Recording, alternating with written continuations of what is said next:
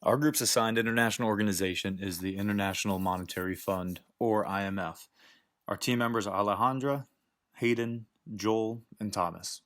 The IMF came about as part of the Bretton Woods System Exchange Agreement in 1944 and was formally created on December 27, 1945, with 29 member countries. It was created to foster international capitalism while respecting economic sovereignty and territoriality.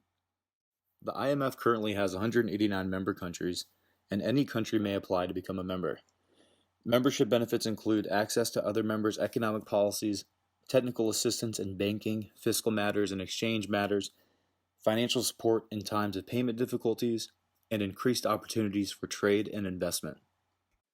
The IMF's mission is to use collective bargaining to ensure the stability of the international monetary system. The IMF also promotes international financial stability and monetary cooperation, facilitates international trade, promotes employment and sustainable economic growth, and assists with reducing global poverty. The importance of the IMF can be summed up in one simple quote. The exchange rate is the most important price in any economy, for it affects all other prices.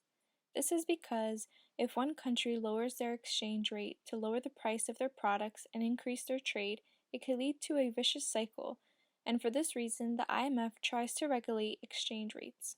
The IMF obtains funds by two means: quotas and loans. Its largest contributions are obtained through quotas, in which member countries make an annual contribution based on its economic size and global financial significance. Utilizing its funds and organizational functions, the IMF works to improve the economy of its member countries. In terms of its functions, it provides surveillance and monitors member countries' economic policies, financial assistance, lending through economic adjustment programs, concessional lendings for development.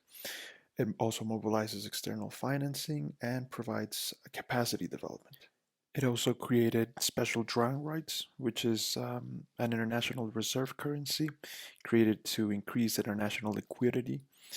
In terms of its resources, it's basically funded through quotas by member countries, multilateral and bilateral borrowing, and a contribution based trust fund. In terms of its governance and organization, it's composed of a board of governors, its highest decision making body, two ministerial committees, one on monetary and financial matters, and another one on development, and an executive board which conducts daily business.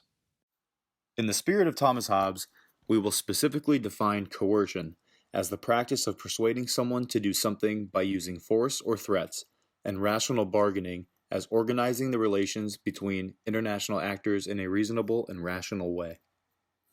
Hobbes holds that coercion is essential to both the justification of and function of the state. Establishing justice is dependent on the coercion of subjects to abide a contract. He also asserts that contracts extorted by fear are valid, and that subjects should use the coercive protection of the Leviathan to escape the state of nature.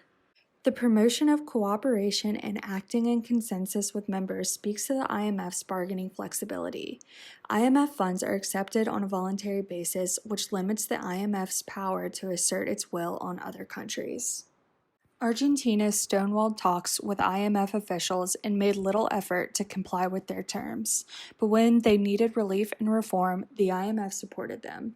Argentina's tough bargaining exhibits the capacity to influence the IMF's conditionality. The IMF promotes coercion through strict conditionality of its loans. These conditions must be met regardless of popularity with that country's citizens or leadership. Failure to comply with the conditions is met with punishment. Many of the economic reforms required as conditions of a loan have mixed results, and some leading to high unemployment, poverty, and other socioeconomic problems. Additionally, the IMF has been criticized for being overly intrusive and overreaching. As a result of the Asian crisis, moral hazard was coined, indicating that investors may take riskier investments and governments may encourage looser regulations because they know the IMF will give them a bailout package. This relates to Hobbes' theory that nations, like people, will think about their best interest, not the collectives. In terms of its successes, well, it is the chief steward of the world's monetary system. Can we call it a monetary commonwealth? It has provided financial stability through lending conditionality. We can call this monetary discipline as well, inclusive governance structure, but not voting power, and a recent expansion of lending capacity. The IMF is also known as the lender of last resort, which avoids crippling debt and financial disaster.